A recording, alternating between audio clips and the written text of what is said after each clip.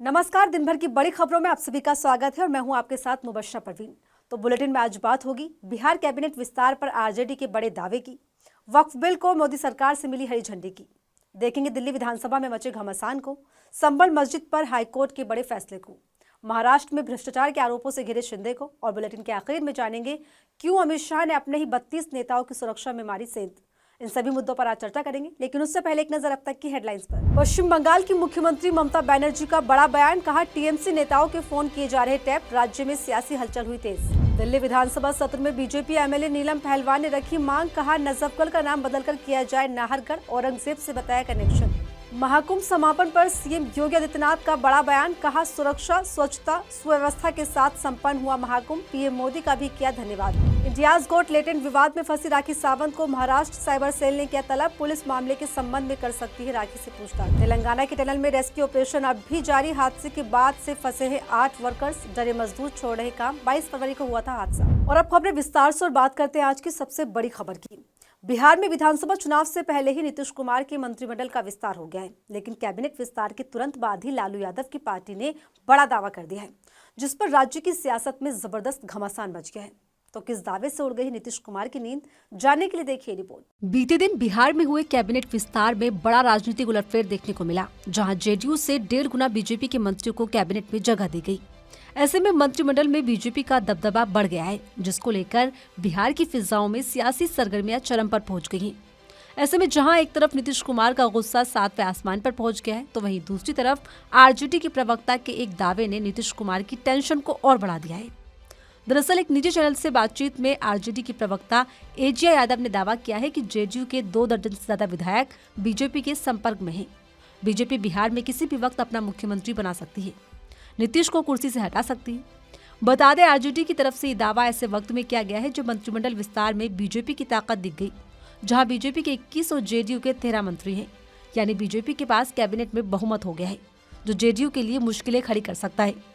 अपनी बात को आगे बढ़ाते हुए आरजेडी प्रवक्ता ने कहा कि 2013 में नीतीश कुमार ने बीजेपी के मंत्रियों को कैबिनेट से बाहर किया था। अब बीजेपी बदला लेगी और नीतीश कुमार को कभी भी कैबिनेट से बाहर कर देगी। ऐसे में इस दावे ने बिहार में सियासी हड़कंप मचा दिया है। बताते चले, बीते दिन बुधवार को हुए मंत्रिमंडल विस्तार में बीजेपी ने बड़ा दांव चला। आमतौर पर तो बिहार में जेडीयू के पीछे बीजेपी रहती है, लेकिन बीजेपी बड़े भाई की तरह इस वक्त दिखाई दे रही है। कैबिनेट में कुल 36 मंत्री हैं और पहली बार ऐसा हो रहा है कि 36 में से बीजेपी के 21 और जेडीयू के 13 मंत्री हैं। यानी जेडीयू से 1.5 गुना ज्यादा मंत्री बीजेपी के हैं, जो नीतीश के लिए खतरे की घंटी हो सकती है। बाकी आगे क्या होगा ये देखना दिलचस्प होगा। बिहार में बीजेपी ने बड़ा दांव चल दिया है, तो वहीं संसद में वक्फ बिल लाने का रास्ता भी साफ हो गया है। विपक्ष के लगातार विरोध के बाद केंद्रीय कैबिनेट की अहम बैठक हुई, जिसमें वक्फ संशोधन विधेयक 2024 को मंजूरी दे दी गई है। तो आगे क्या है इस पर रणनीति, देखिए इस रिपोर्ट में। प्रधानमंत्री मोदी की अध्यक्षता वाली कैबिनेट ने गुरुवार 27 फरवरी को नए वक्फ बिल को मंजूरी दे दी, जिसको लेकर कहा जा रहा है कि 10 मार्च से शुरू हो रहे संसद सत्र में इसे पेश किए जाने की संभावना है। मीडिया रिपोर्ट्स की माने तो 19 फरवरी को हुई बैठक में बिल को कैबिनेट की रजामंदी मिल गई थी। इसके बाद ज्वाइंट पार्लियामेंट्री कमेटी यानी जेपीसी में रिपोर्ट के आधार पर वक्फ बिल का नया ड्राफ्ट तैयार किया गया। बता दें, इससे पहले बजट सत्र के पहले चरण में 13 फरवरी को वक्फ बिल पर जेपीसी की रिपोर्ट संसद में पेश हुई थी, जिस पर विपक्ष ने रिपोर्ट को फर्जी बताकर इसके खिलाफ संसद में खूब हंगामा भी किया था। जेपीसी में शामिल विपक्षी सांसदों ने पक्षपात के आरोप भी लगाए थे।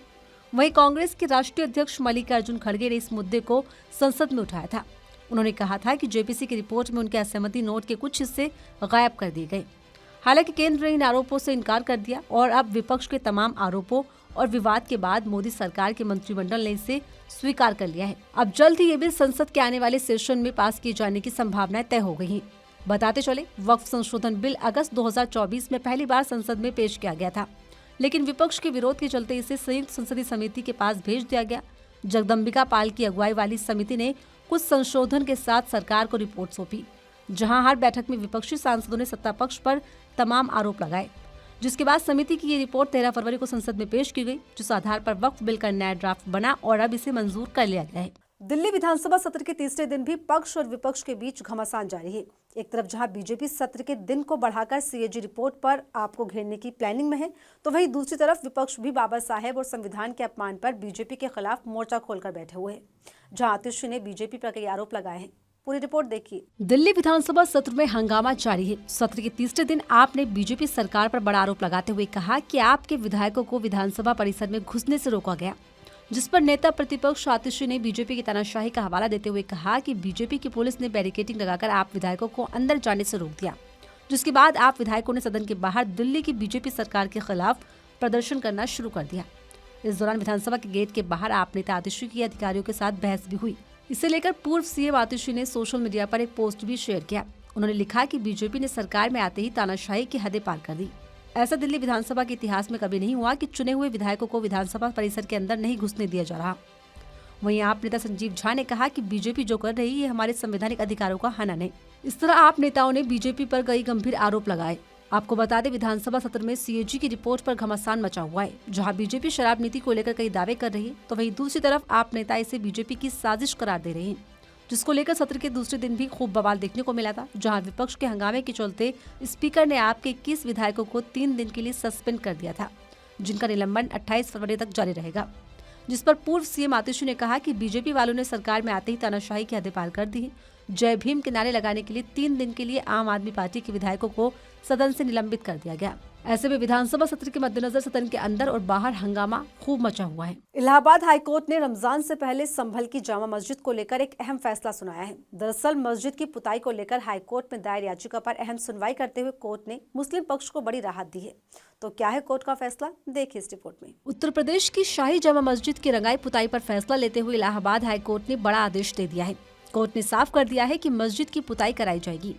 दरअसल हाईकोर्ट ने एएसआई को इस संबंध में बड़ा आदेश जारी करते हुए कह दिया है कि एएसआई मस्जिद का निरीक्षण करे। साथ ही कोर्ट ने 3 सदस्यीय कमेटी बनाने का निर्देश भी दिया है, जहां कमेटी की निगरानी में रंगाई पुताई का काम पूरा किया जाएगा। आपको बता दें, कोर्ट ने यह आदेश उस याचिका पर सुनवाई के बाद दिया है जिसमें मांग की गई थी कि मस्जिद की रंगाई पुताई और सफाई कराई जाए। मस्जिद कमेटी ने कहा था कि रमजान का महीना शुरू होने से पहले पूरे क्षेत्र को साफ कराया जाए, जिस पर कोर्ट ने अहम फैसला सुनाते हुए मुस्लिम पक्ष को बड़ी राहत दी है। हालांकि कोर्ट की तरफ से ये भी देखा गया है कि मस्जिद की संरचना को कोई नुकसान न हो, इसलिए 3 सदस्यीय कमेटी का गठन किया गया।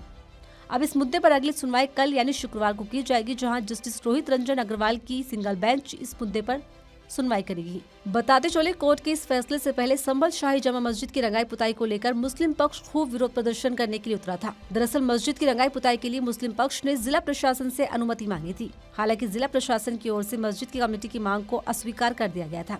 प्रशासन का कहना था कि ये मस्जिद भारतीय पुरातत्व सर्वेक्षण के संरक्षण में है, इसलिए किसी भी तरह के बदलाव का निर्णय एएसआई ही ले सकता है, जिस पर अब कोर्ट ने मुस्लिमों के पक्ष में अहम फैसला सुनाया है। महाराष्ट्र में एनडीए में मचे घमासान के बीच उप मुख्यमंत्री एकनाथ शिंदे की मुश्किलें और बढ़ गई हैं।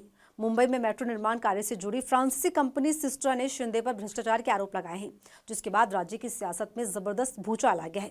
तो क्या है पूरा मामला, जानने के लिए देखिए रिपोर्ट। महायुति सरकार में चल रही टेंशन के बीच एनडीए के तीसरे मंत्री और डिप्टी सीएम एकनाथ शिंदे घिर गए हैं। दरअसल मुंबई में मेट्रो निर्माण कार्य से जुड़ी फ्रांसीसी इंजीनियरिंग कंपनी सिस्ट्रा ने मुंबई महानगर क्षेत्र विकास प्राधिकरण यानी कि एमएमआरडीए के सीनियर अधिकारियों के ऊपर भ्रष्टाचार के आरोप लगाए हैं। कंपनी ने फ्रांसीसी दूतावास के माध्यम से शिकायत दर्ज कराई, जिसके आधार पर एकनाथ शिंदे हैं। ऐसे में धनंजय मुंडे और मणिकराव कोकटे के बाद अब एकनाथ शिंदे को लेकर महाराष्ट्र की राजनीति गर्मा गई है, क्योंकि मुख्यमंत्री रहते हुए ये एमएमआरडी का काम शिंदे के अधीन था और अब भी वही शहरी विकास विभाग को संभाल रहे हैं। ऐसे हालातों में बीजेपी से 36 का आंकड़ा रखने वाले एकनाथ शिंदे की मुश्किलें और बढ़ गई हैं। वहीं फ्रांसीसी कंपनी के आरोपों के सामने आने के बाद शिवसेना यूबीटी के नेता आदित्य ठाकरे ने निशाना साधा। ठाकरे ने कहा कि शिंदे सरकार के घोटाले अब सामने आ रहे हैं। हालांकि इस खबर के सामने आते ही बीजेपी पर सवाल उठने लगे। कहा जा रहा है कि बीजेपी ने शिंदे के बगावती तेवरों को देखते हुए दांव चला है। वहीं इस पूरे मामले पर पल्ला झाड़ते हुए सीएम देवेंद्र फडणवीस ने कहा है कि उन्हें इस मामले की कोई जानकारी नहीं। ऐसे में अब सवाल और खड़े होने लगे हैं।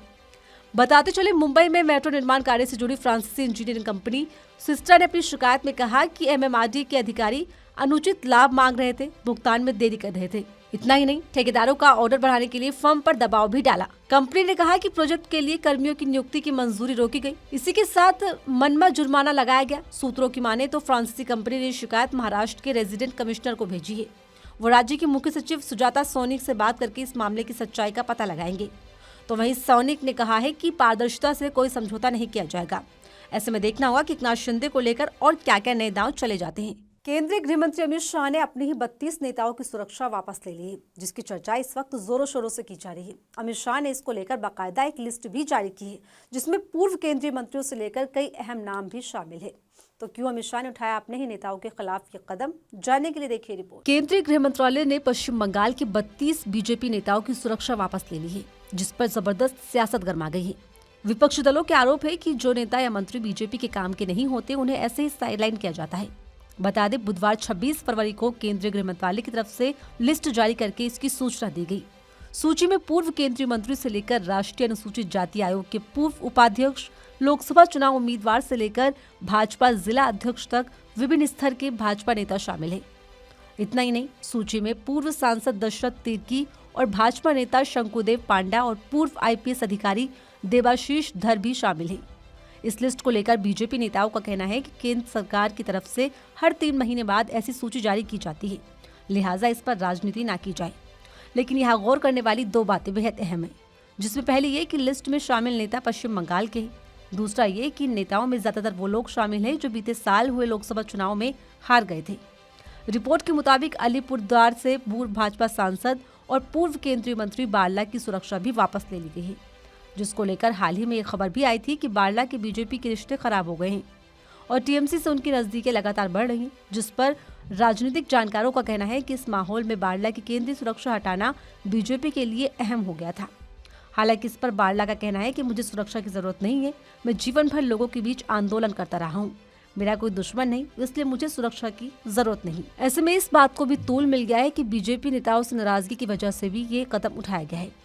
बताते चले, पश्चिम बंगाल में अगले साल यानी 2026 में विधानसभा चुनाव होने हैं। ऐसे में यहाँ अभी से चुनावी तैयारियां शुरू हो चुकी हैं। मौजूदा वक्त में सत्ताधारी तृणमूल कांग्रेस और भाजपा के इर्द गिर्द पूरे राज्य की राजनीति घूम रही है। और फिलहाल इस बुलेटिन में मेरे साथ इतना ही। ऐसे ही तमाम खबरों के लिए बने रहिए मेरे साथ और देखते रहिए आर्टिकल 19 इंडिया।